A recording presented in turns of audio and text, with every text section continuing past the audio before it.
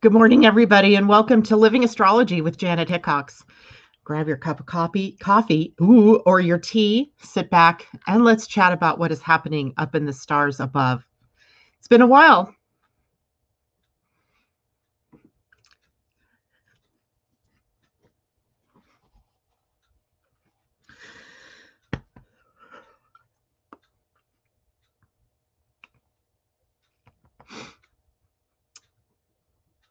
I didn't think I could come on here this morning. Okay, let me get a grip.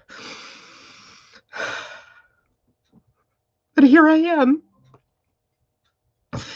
And despite the fact that I'm crying, I'm really glad to be back. It feels like I needed to have something back in my life to focus on rather than the sadness.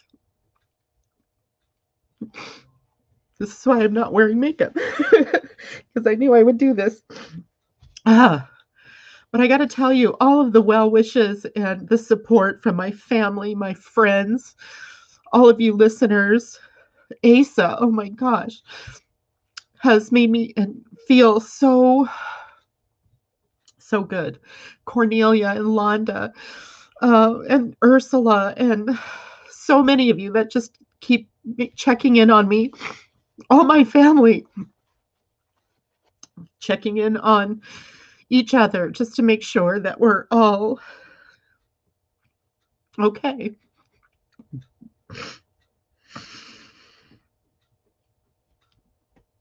I knew this was going to be rocky this morning, but I will get a grip, I promise.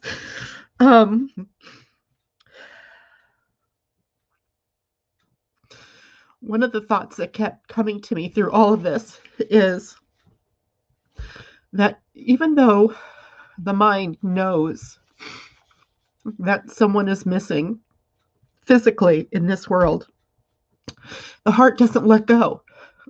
The heart holds on and senses and feels that person, even though we can't see them. And we have been blessed in our family to have many of us that have seen signs and symbols from Brian. It's been amazing, actually. It's almost like he knew exactly how it was he was going to get through to me. Like just a couple of days right after he passed, numbers, the 11s. He died on the 11th of July. And he knew that he was going to get through to us with the number 11, or at least through to me. And though that started happening immediately with one of my daughter's friends who was printing off window stickers with Brian's epitaph in it for all of our cars. And she said, I keep seeing that there's a lot of ones in his birth date and in his death date. And I just was playing around with the numbers. And when I crossed out all the duplicate numbers, they added up to 29. Well, Brian was 29, and 29 is an 11. He died on the 11th. And I was explaining to my daughter as she was telling me this story, she was asking me what the number 11 meant. So I started to tell her what the number 11 meant. And to me, it's always about illumination. And as soon as I got the word illumination out of my mouth, the safety lights or emergency lights in our house all turned on. And they're there for when the power goes out so that we're not stumbling around in the dark. But we'd had several outages over the past, winter and spring. So there was no batteries. There were no batteries in the light. And it wasn't plugged in. But these lights come on in response to my saying the word illumination. It was so amazing. It was so amazing because I knew that my son would know how to get through to me, and he did with the lights. And dragonflies were everywhere, landing on us, zooming right in front of our faces. And we knew, it's not only that it's the time of year that the dragonflies are out, but I carry the dragonfly.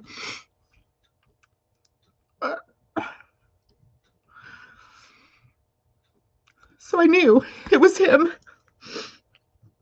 And people have had dreams and it's just amazing to think that just outside of this reality is a completely other reality where he's not gone. He's not forgotten, where he's right here. I wish I could see your comments, but my vision is too blurry, so I'll check back on your comments later. So needless to say, this has been a tough time. For a while, I didn't think I would come back. But I knew something else visceral within me, and that is that I need to walk my talk. If I were experiencing this with one of you, I would tell you that life goes on, that you're firmly planted here on terra firma, Earth, for a reason and a purpose. And people, souls come and go from the planet, and that it doesn't change. It may change in form or function, but it doesn't change the effect that you have on the planet. So I had to come back. I had to come back because I know that what I do is important. It's important to me to be able to share with all of you. And I don't think my son would have wanted me to stop just because, right? That would never have been something that he would be chastising me. I can almost hear him going, no, no, no, don't stop. So here I am today to carry on. We have a new month ahead of us. We have some interesting energies for the week, so I really want to share. I did go through, a bunch of work this morning, getting all of this together. And it's a week, interestingly enough, that begins with a lack of emotional energy out there in the field. So some of us may be feeling a lot of emotion and be picking it up and taking it in and then rebroadcasting it, especially if you have an open emotional center, which I do not. I have a defined one. So I'm broadcasting emotion. There you go. And it's a week where Gemini energy is prominent. It's prominent in the day to day because the moon has moved into the sign of Gemini, my natal sign, giving me some strength. It's prominent because the sun and Mercury being the ruler of Gemini, came into a conjunction on, it was the first yesterday. It is a superior conjunction, so words may fail us, in favor of expressing emotion, as the sun is between Earth and Mercury, so we can't see Mercury from where we are. And it's funny because Terry and I have been sitting outside at night, looking at the sky, talking about what we're seeing in the sky. I kept seeing this planet low on the horizon, and I kept thinking, is that Mercury? And I forgot I had an app on my phone that could tell me what planets are what, and it's actually Venus that you see setting, not Mercury. And that's because I hadn't been really paying attention to astrology at all. But in preparing for this morning, I realized, oh yes, the superior conjunction, Mercury behind the sun. So what might be harder for us is really putting words to our thoughts, or thoughts failing us in the moment. As the sun is really the one that is shining, and the sun in Leo, its own ruler, bringing us into the heart, right? Bringing us here, letting go of the mind, letting go of all those thoughts and things that we thought in favor of following our hearts. So I followed my heart this morning back here into Living Astrology, and a broadcast that I knew was going to be hard, but I had to do. So let's talk a bit about what is happening up in the stars then, shall we? The moon in Gemini, as we've been talking about today, brings us to communication. It brings us to motion, and it brings us to the mind. And in this particular sign, we have a lot of energy that can run through us in terms of ideas and inspiration, following curiosity and the steps that lead us from ideas into the creation of those ideas. When I was checking on the planets that are interacting with the moon today, we have a square to Jupiter back now into the sign of Aquarius, and a square to Mars, now newly in the sign of Virgo, and a trine to Saturn. So we have some pretty emotional energy that is with us, even though when you look at what planets are in what signs and what element, there's only Neptune and Pallas Athena that are sitting in water. There is a missing water elements and an overabundance of fire, air being the most populated, and then earth being the second most populated, fire being the third. So air, fire, and earth are the elements that we are dealing with as we move into this week with now the black moon Lilith also having moved into Gemini, Ceres now in Gemini, the part of fortune in Gemini, the North Node still in Gemini. So we have a focus on Gemini's air energy. So when we're talking about motion in Gemini energy, we're talking about trips or that restless energy that seeks expression in some way. It's energy that is restless, but is also makes us a little bit nervous or creates excitement within us. You can feel it in your body. You can almost feel your blood coursing through your veins, even as the excitement or the nervous energy courses through us, and that nervous energy propelling us forward in some way, causing us to take action, right? Causing us to move. And sometimes that movement, I was thinking this morning, first thing, can I fit in a walk before I do my morning show? And I went, nah, I won't be able to do that plus prepare. But I'm thinking right afterwards, I'm going to go for a walk because movement, right? Movement, that energy. Communication as well with the sign of Gemini. With the moon here, we can bring emotion to our words. We can bring emotion to our writing. This is a sign that also is involved with listening and teaching.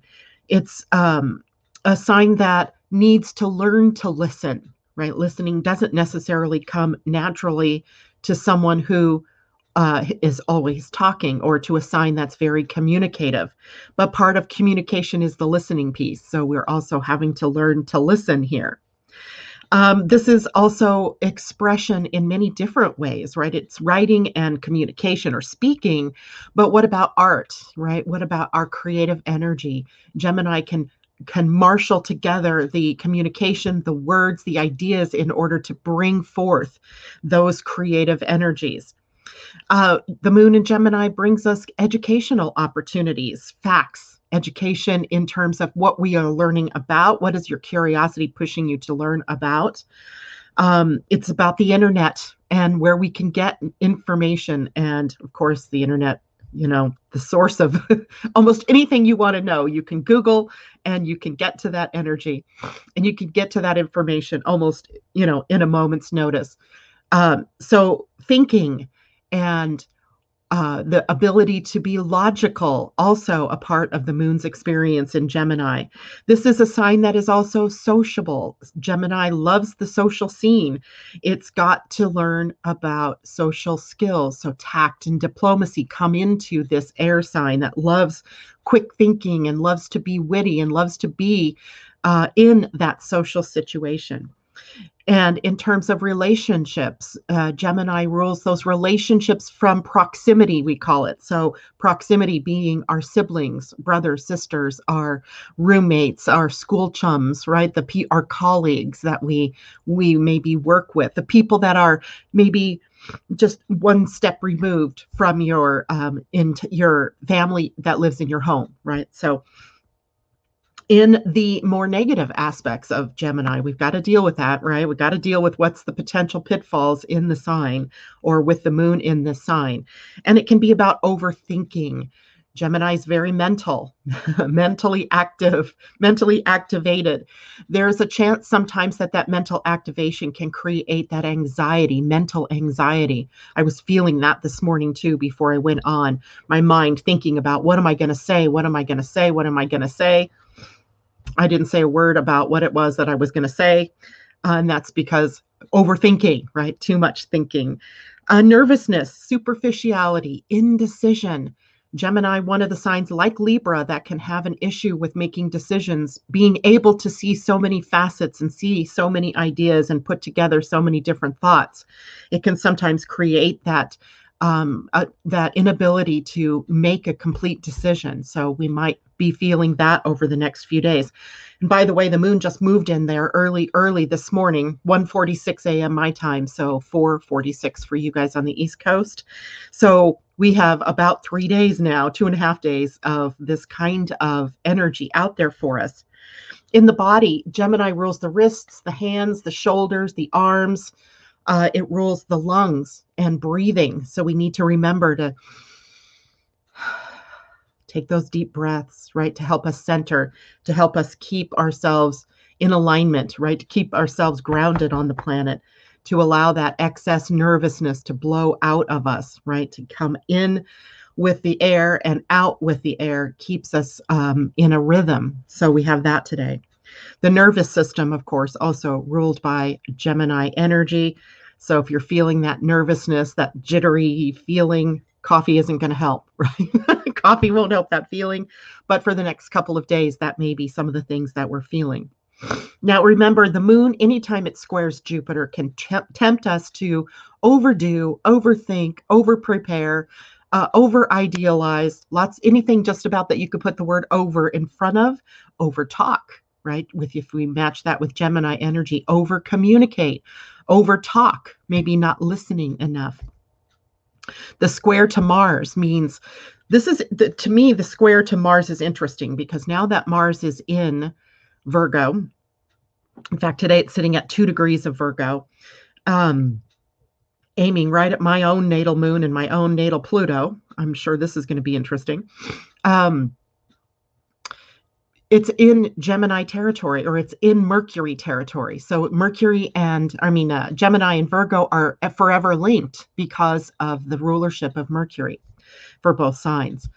And then that makes this maybe a little bit difficult for those of you who are Geminis, and maybe even for those of you who are Virgos, maybe even those of you who are Piscean or Sagittarius, because that square tends to create some issues or some challenges in being able to marshal together the energy of your thoughts toward taking an action.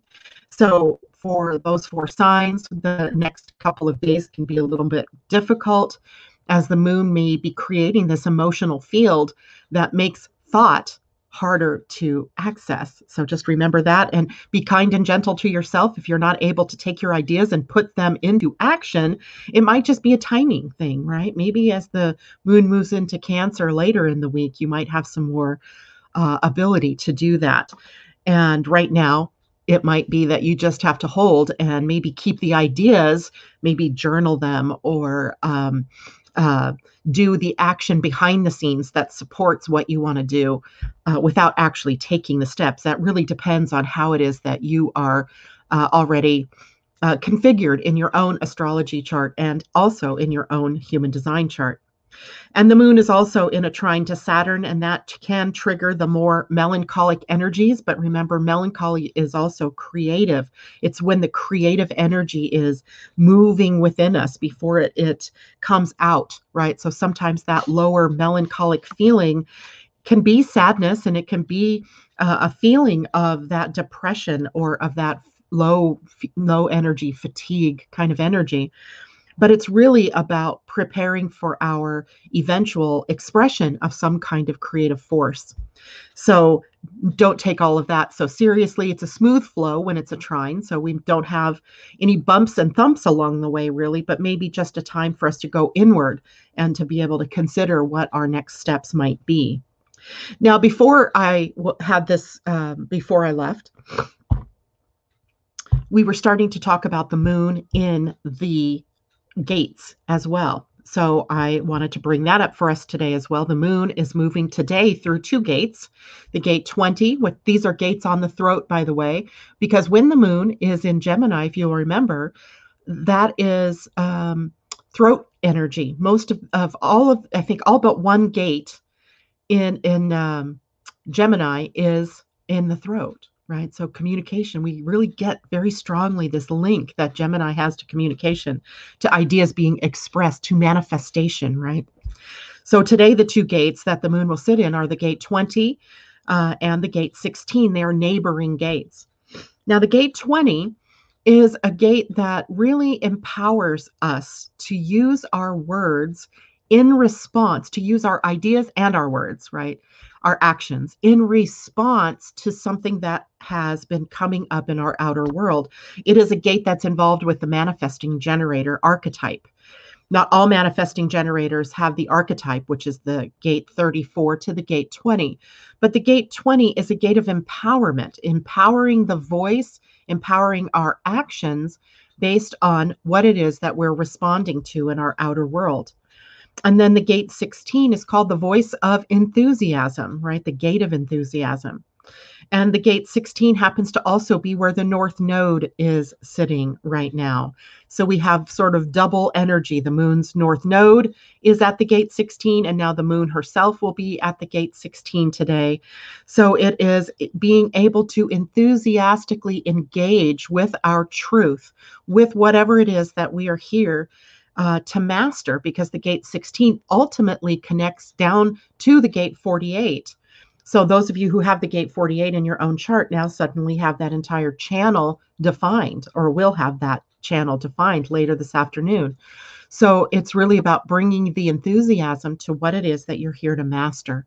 So the voice becoming that of excitement and being able to share enthusiasm in a way that it becomes catching to others, right? This is a gate that empowers others to catch that enthusiasm wave, and to then bring voice and that excitement to their own creations and to their own mastery of whatever it is they've come here to do in this lifetime. So this is a really powerful day. It is a very powerful day for our voices. It's a very powerful day for us to express ourselves, our ideas in the world, but also not just like me coming on here and expressing ideas or information, but also sharing in a community setting, in our families, right? So sharing our words of encouragement, empowering others rather than disempowering others. And yes, there will probably be some voices out there that are not so empowering. Forgive them. They know not what they do, right? They know not what is happening. In this case, the words become very powerful as weapons or as tools to help people become energized and encouraged and empowered to live their lives.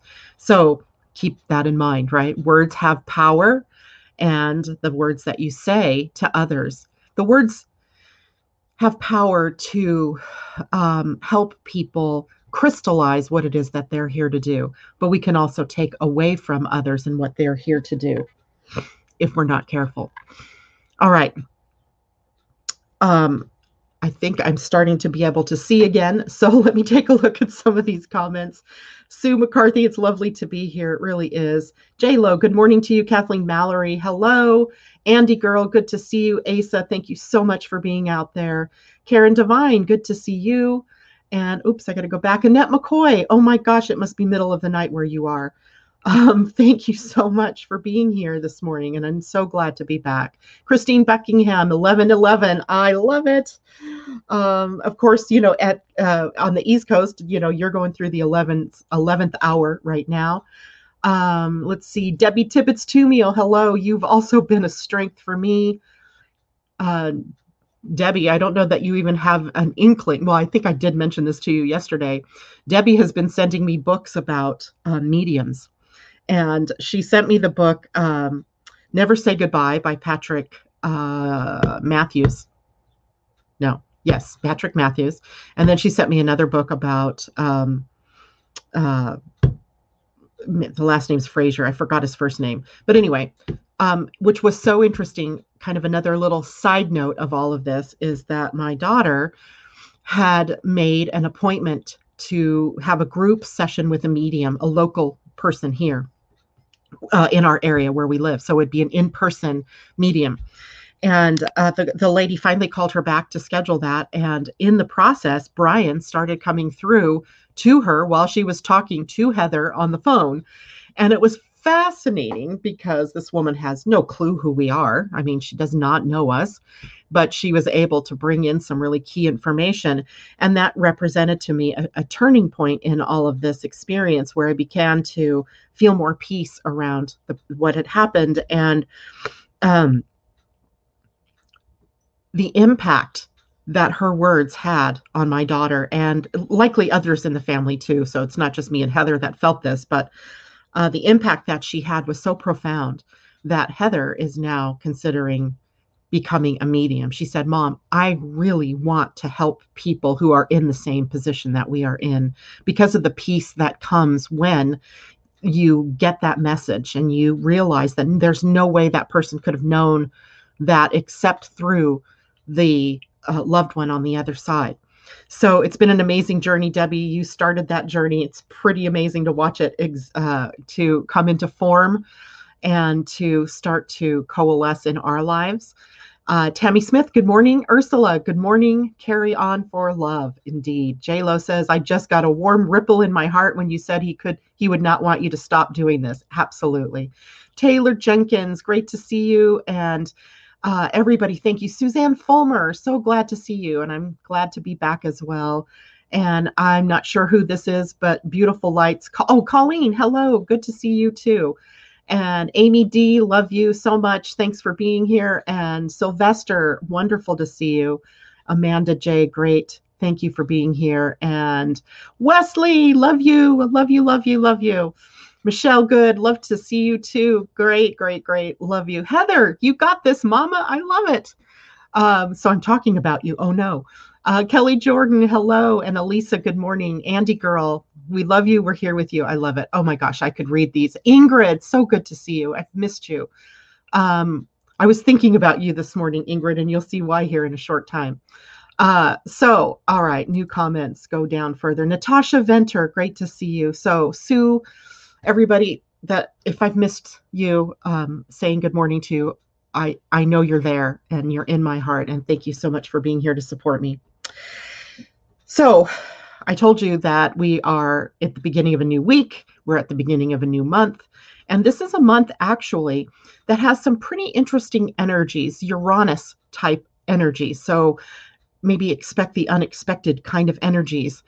And so I want to quickly run down the energies for this week and then tell you a little more about what is going on with the planet Uranus. And I think you're going to see right off because today Venus is in a trine to the planet Uranus. Uranus being the planet in astrology that we think of as the liberator, as the freedom fighter, as the planet that does things in an electric and unexpected way.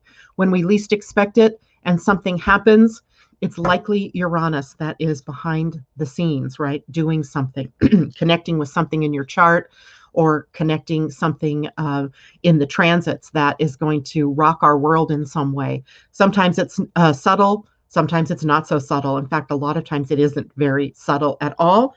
And Venus, as she rules our finances, she rules our values, and she rules our relationships. In a trine to Uranus can bring us unexpected excitement in relationships. A trine is a positive aspect between the two. So it's positive, and it is about perhaps seeing something more in your relationships than you've had before. It's maybe a new relationship coming along. You never know with the Uranus and with Venus and Uranus. There could be even some good financial news, maybe a financial windfall. This is activated as of yesterday, but actually in effect all the way through Wednesday. So we have a few days worth of this kind of energy. Tomorrow, Mercury will come into a square. Now, square is a challenge to the planet Uranus. When we talk about Mercury and Uranus, we're talking about levels of the mind, where Mercury rules the level of the mind in the body, as we think of the mind as the human, right? The thinking, processing data, memory recall, pros and cons, the ajna, right? In our human design. That's what we think of with Mercury, the ability to take the thoughts and to communicate the thoughts. Uranus, however, rules the higher mind. So it rules the higher self in a way. It rules the information that comes into us from the higher realms, right? You could say that it might come in from inspiration. It comes when we least expect it, right? So we have a square between the two. And the square may be that our lower mind cannot accept what our higher mind is bringing in, or the higher mind is having trouble bringing information in because of the nature of the lower mind. Either way, we have a battle of the minds going on also from about today through Wednesday or Thursday of this week.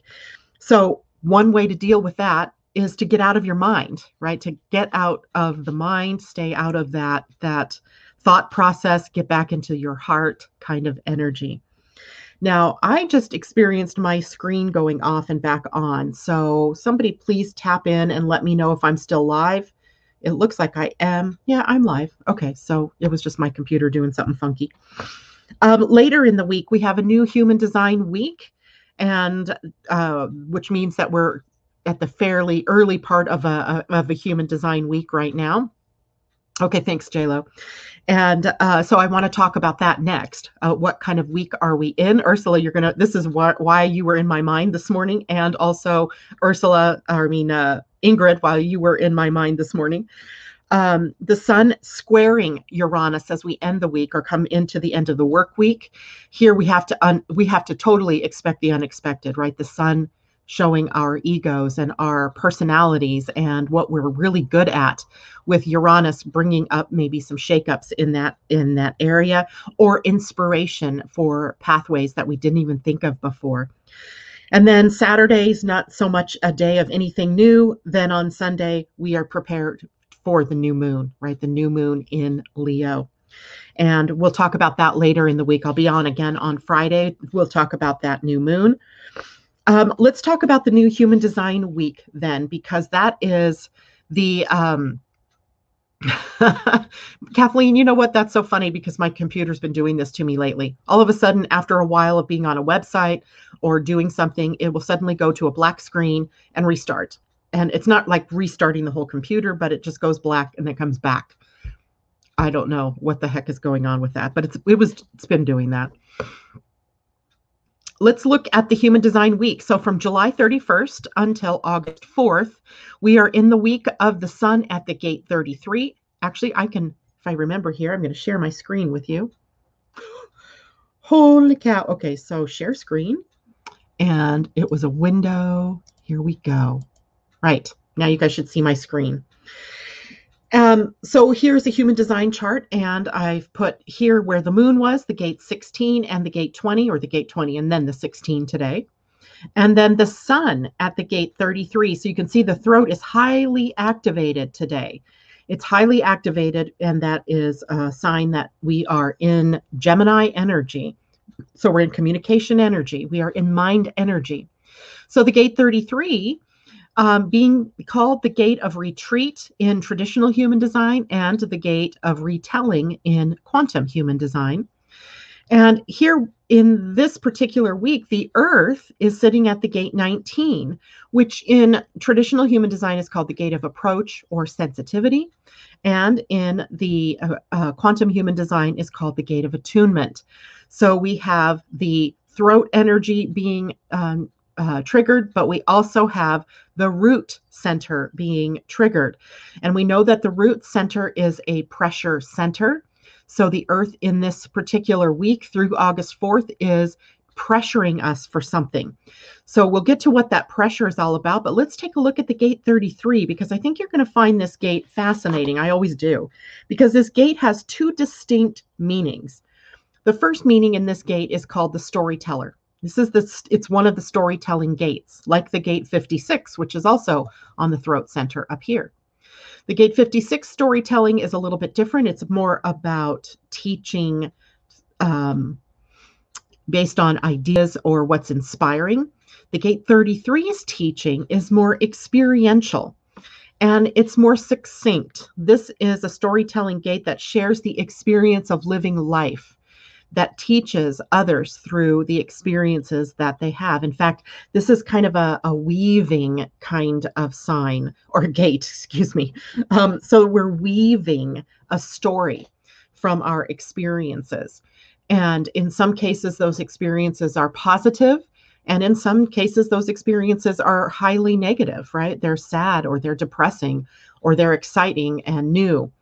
The key in this particular gate for all of us is to share the story through experience, but weave the story in a way that is empowering to others, that shows others that out of tragedy or out of whatever the story is about comes something positive, right? An experience that you can share with others, an experience that brings us together as human beings in a common experience, as in any kind of experience that any one of us has ever had. It may not be exactly the carbon copy of everybody's experience, but we've all experienced death in some way. We've all experienced relationship upsets. We've all experienced maybe health challenges in our families or in ourselves, financial challenges. So it's taking the story of what we've experienced and being able to retell it from a point of view that shows, yes, out of adversity came triumph or came something worth living for, right? Something worth being here for. There's magic here in this particular gate, in the telling of the story. We can tell the story through fables, right? Aesop's fables, right?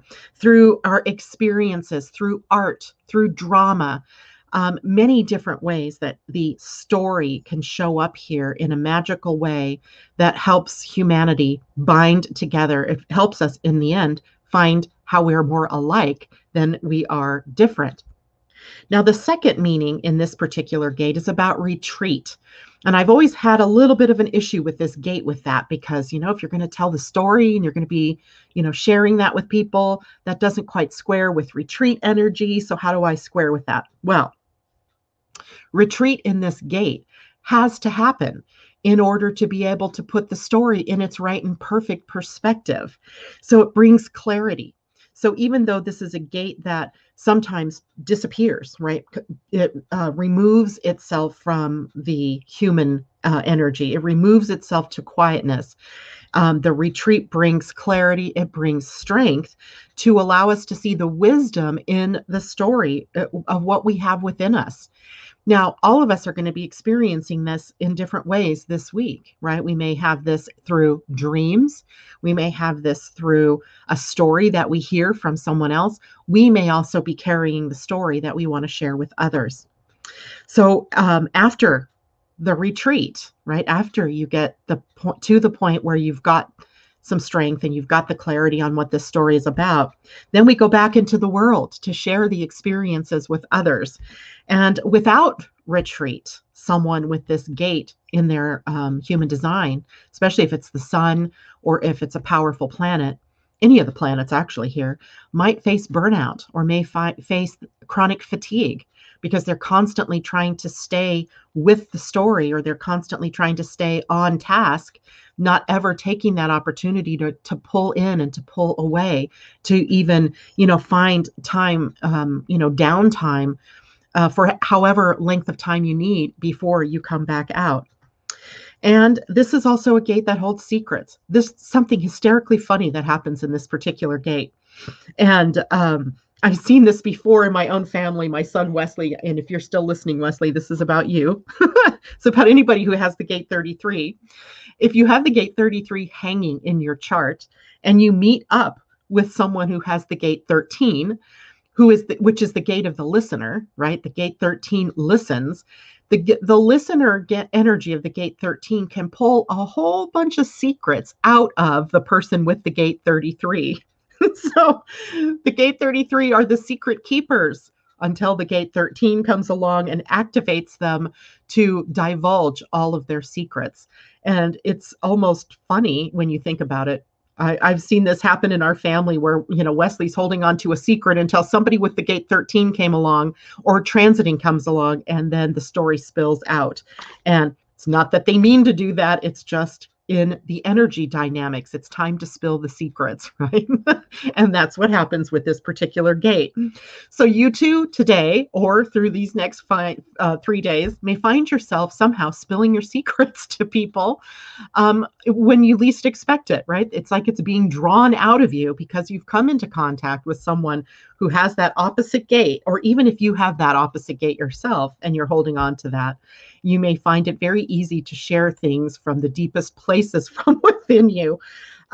So for all of you out there holding on to secrets, you might have to have some extra effort put into keeping your lips zipped through the rest of this week. So hold on. Let's now look at the gate 19. Where's the pressure coming in? Because remember, the earth, in the combination of the sun and earth every week, we have the sun giving us the highest possible expression of what we have available to us. And the earth, the place our feet are on the ground, rising, giving us the challenge that we might have to rise to in order to accomplish the sun's efforts at the gate, in this case, 33. So in order to really be aware of how to tell the story, or to bring on the retreat, or to hold on to the secrets, we're going to have to work with the gate 19. And the gate 19 is a very interesting gate. It's a gate that links humans to the animal world. This is one of the gates that we've talked about that will be changing and evolving as we move into the 2027 evolutionary leap. And it's changing in that, humans at this point are 1/3 animal, 1/3 angel, and 1/3 human. As we start to release the more animalistic nature of ourselves, as we move into that mutation, we become 50% human, 50% angel. And we begin to see the animal kingdom in a completely different way, in a more compassionate and healthy way, in a more sensitive way. So that's in the works. But now every time, I can't help but bring this up, every time I see something happening with the gate 19. Now, the gate 19 in and of itself is a gate that's reaching out for intimacy. It's here down on the root center. It's reaching out to the gate 49. This is one of the channels involved in love and marriage, in relationships. And this part of the gate is about the wanting to be wanted, and the wanting, the need to be needed, right? So this gate, the people that have this gate and the transits seek to or promote interconnections, to seek and connect with people in relationship. So the gate 19 is very powerful in pulling us into the relationship field, moving us outward into that. It's cooperation, it is companionship, it is togetherness. So it will move itself outward. The pressure is to go out, to find your clan, right? To find your troop, to find your family, to find your relationships. It needs its needs met, but it's not necessarily needy. Now it can be, right? In the negative, this can be someone who is needy or clingy.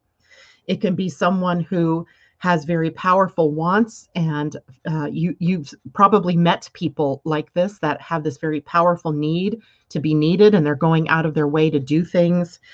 But this energy isn't necessarily about neediness, but we get an opportunity this week to check on our own need to be needed, right? It is the pressure here causes us to reach out, but the pressure here can also have the question, whose needs are we fulfilling, right? Whose needs are we fulfilling? Are we getting our needs met, right? Are we doing things for others without even thinking about what we're doing? And in the process, letting go of what we need or what would support us. So even though this is a gate this week, the earth is bringing people together. We're being challenged to bring us together, family and friends and your communities. But it's also checking to make sure that you're not self-sacrificing, right? What are you in the process of trying to give to others? What are you sacrificing for yourself? So we have to watch out for personal sacrifice. And I'm not saying that, we can't have an opportunity to personally sacrifice for others. That's important. But what are you doing it out of? What is your motivation, right? Are you doing it because you need to feel needed? Are you doing it because you want to feel wanted? Or is there a true heart here? Is it coming from compassion? Is it coming from love? Okay, I should have checked my phone to see if anybody had questions. I'm stopped sharing my screen. Okay, Asa, I don't see any questions. If anybody has a question, please feel free to reach out. I'm going to check real quick here. Londa, I'm transparent. Transparency. Love it. Andy Girl says, I have gate 13, so be prepared. People may download their secrets to you this week, Andy Girl, or you may be feeling like you're downloading your secrets to others. It's funny being in the grocery line, right? With this happening, you might just start talking to this person, or this other person starts talking to you, and everything comes out, right? Your whole experience, your whole lifetime, things that have been hidden. You find yourself talking to this person later going, oh my God, what was I doing? What was I thinking? Okay, so Kathleen says, I've been going through relationship revelations lately with lots of emotions running, very trying and somehow exciting. There is something to say with the gate 19 as it relates to intimacy. And this is not sexual intimacy here either. This is really more about how do we share of ourselves.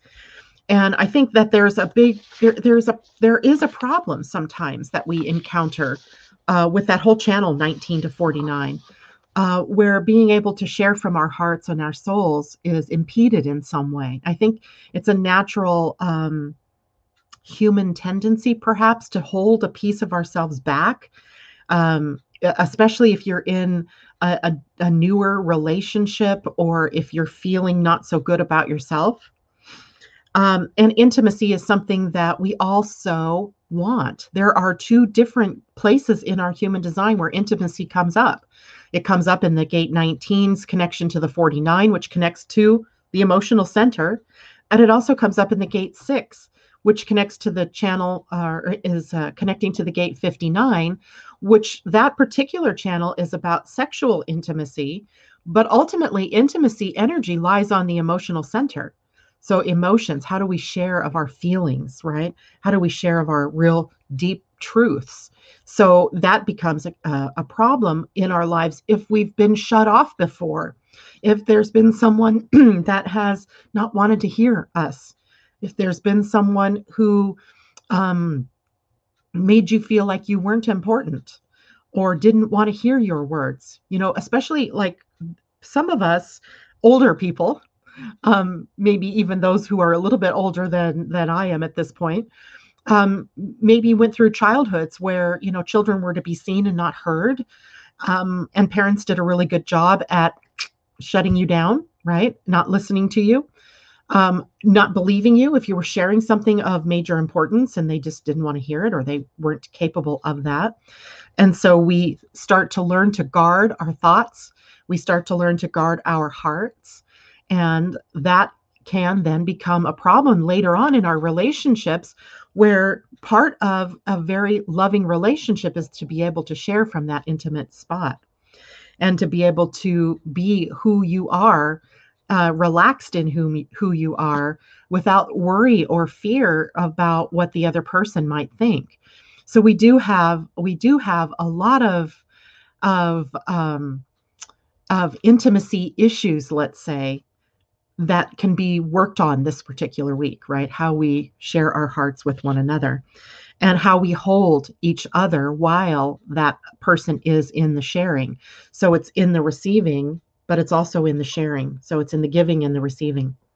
And I think this is really an important thing to be talking about, because so many of you that I've heard from over the years, not just, recently, but over the years, relationships seem to be the biggest trigger point for everybody, right? As they're meant to be, right? There are mirrors to what it is that we need to work on from within.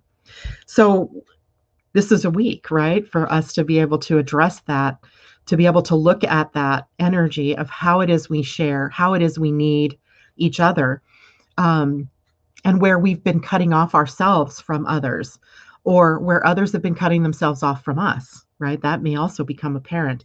The corollary is always true as well. So we have that opportunity this week. Now, Kathleen says, I'm the one who has been withholding, I discovered. Well, see, there's a great aha there, right? There's a great aha there. Now, maybe you can trace that back. Maybe you can trace it back a little bit to discover why it is that maybe that's a habit. I think sometimes these things become habits, right? Habitually, we are in fear, perhaps, of what people might think about us, or about how we, will be received by others. So maybe you can think back into your life, Kathleen, as to what that might mean for you. Look back at your parents, look back at your grandparents, look back at just your family lineage. Were they a stoic bunch of people who withheld emotional connection? And if so, if this is an ancestral or a lineage type thing, it's not so that it's easy to break. It's that you can start a whole new energy here. You can heal that energy of the lack of intimacy, the lack of sharing and caring out loud, right? It's not that people who have issues here are not loving, kind, compassionate people. It's that they've learned to hold that back, right? So, and I'm telling you, the world needs love. And that is something that we need to be able to let go of, right? That fear of being hushed up or being told that's not appropriate, right? So, okay. Now, since we're talking about receptivity in a way, we're talking about the being receptive. I thought we would take a look at what Uranus is doing. Since this particular week is a very Uranian week, actually this month is, we're preparing second or third week. Let's see, what August 19th. Uranus turns retrograde and joins Jupiter, Pluto, Saturn, and Chiron in retrograde. So we'll have a lot of outer planets in retrograde motion. And that means we're doing a lot of soul searching. We're doing a lot of soul connection. And when Uranus turns to its retrograde, it tends to bring us inward. You guys, I did not touch anything. Haven't touched anything. And all of a sudden my computer just went to large screen. Now I have to look at myself in largeness. Now, how do I make that go back to where it was? Holy moly. Oh, I see what happened. Okay. So, crazy, weird stuff happening here.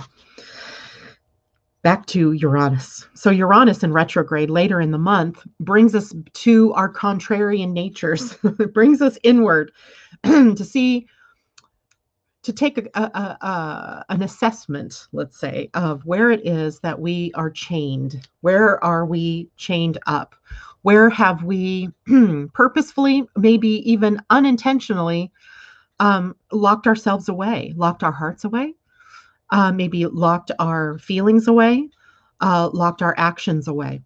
So Uranus at the moment is sitting at the gate 2 in our human design, which is also on the identity center, that yellow diamond. Some of you may have it yellow. Some of you may have it in white. But the identity center is the seat of the soul in our energy, right? So our energy, the seat of the soul, Uranus at gate 2, called the gate of receptivity, which tells us it's time for us to focus on our vision, not to worry about how things are going to happen or when, but to focus on the vision. So some people, my own daughter included, if you're still listening, Heather, are embarking on something new, a new journey, a new pathway. And it's human nature, of course, that we want to know the how. It's in the head center, right? The gate 64 wants to know the how. And the gate 64 becomes inspired or can become confused when it tries to get into all of those darn details, right? The how is not our job, right? But what is our job, as seen through Uranus at the gate 2, is to release ourselves from trying to figure out how things are going to happen, when they're going to happen, with whom they're going to happen, and instead focus on what it is that we desire. What do we want, right? This is a center of love and direction. And the directional energy here is attractive in nature. So the identity center is like a monopole. It's a magnet that can only attract. It can't push away. It can only attract. And it attracts based on what it is that on what your soul needs to learn. So it's attracting experiences, it's attracting people to you that can help you fulfill your life's direction, your life's purpose, your soul's purpose. And a lot of that is driven by what it is that you're focusing on, right? If you're focusing on what you don't want, if you're focusing on the worry about something, then it feels that that's in your soul's best interest and it will bring you those experiences or more of those experiences. Even though in your mind you're like, no, I don't want that. No, I don't want that. But what you've been focusing on with your energy is that. So here we have to learn to be receptive to direction, to what's being shown to you as the direction. And the magnetic monopole, the magnet that will receive for you the right experiences, the right people in the right timing, in the right place for the right opportunity to get to where you need to go or to get to where you want to go. It is this center of direction that Uranus is helping us to free up at this point. So the Venus in a trine to Uranus, Mercury in the square to Uranus, later in the week, the Sun in a square to Uranus, Uranus turning retrograde. And I'm sure there are other Uranus things going on throughout the month of August. The moon, of course, going to be in those various connections to Uranus throughout the month. I'm looking to see if there's anything bigger. I mean, it's pretty big to already have the Sun in a square to Uranus. And yeah, the moon does that a couple of different times this month with Uranus. Tells us that there is something that we're here to free ourselves from, right? What is that? What can you free yourself from? So take a look at where you're stuck. Take a look at where you are trying to configure the how, where you're stuck in the, I don't know, but I'm going to try to manipulate this into happening, and relax and step back and just allow the universe to bring it to you. Allow that inner magnet to attract to you what it is that is necessary, what it is that is purposeful for you in the moment. And you do that by letting go of trying to figure it all out, of trying to get the how. Hey, I didn't know Binksy was behind me. The how, the when, the why, all of that, the can you prove it, all of those things are pressures that the head center can bring to us, but are not the genuine questions for humanity to answer.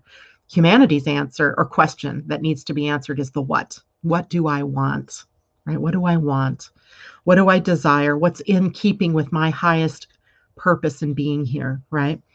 If you guys want to take that a little deeper, go to the gene keys. So, I love the gene keys, and the gene keys, woo, with the gate 2, it'll give you some really key insights, I think, into the energy of the 2. I would also, if you want to know more about your own life direction, take a look at what your identity center looks like. Is it open? If you have an open identity center, that diamond is white. It's center mass to your human design. If that center is white, you are here to receive love, and you're here to help others find direction, because you try on other people's identities, right? You're sort of a chameleon, right? Whenever you're around a person, you sort of get tapped into what's right for that person, where that person needs to go, what that person needs to do, and you're able to bring forth that wisdom for them. Unfortunately, with that open center, sometimes you also miss how it is that others show up for you, how you are so loved, right? So you're here to receive love. Those of you who have it defined, you're here to give love, right? It's the center where love broadcasts from you to others. Others pick up that energy from you. Look at what gates are defined and how that definition is set up. Is it hanging gate, where it might play out with the people in your relationships? Is it a channel that it's connected to? And if so, it's taking your soul energy and pushing it in a specific direction. If that center is open and it gets defined for you in a relationship with someone else, there's magic afoot, right? Because then that relationship becomes defined by a common purpose or a common direction. So look at the gate 2 specifically, because that's the one I'm talking about, and check your own openness, your own receptivity. Are you blocking what other people want to give, right? Are you holding yourself back from receiving? That's the question, right? That's the question in Uranus in this particular instance, this particular month in particular, driving that home for us. All right. Carol, good morning to you. Michelle, sounds like birthday wishes to me. Uranus is gate 2, finishing the connection to 14. Ah, now that becomes a gate of money, right? That becomes a money channel. And we'll talk about that in your birthday reading, Michelle. Love you too, Kathleen. Love you, Ursula. Love you all, really. Love you all. And I'm so glad you were able to be here with me this morning. I just found myself wanting to apologize for crying earlier. I guess I have to stop doing that. It's just a natural expression in these times. And I appreciate all of you. And I hold you all in the highest gratitude for your support, your love, your generosity during this incredible time. I will see you on Friday morning. Friday, we'll be talking about the new moon, so get prepared. We'll be in the dark of the moon, so it'll be a great time for doing that internal checking in, as Sunday will be the new moon. And what can we expect with the new moon in Leo? A heart sign, right? All right, everybody, take care. It's been wonderful being with you. I will see you Friday. Love to all of you. Bye for now.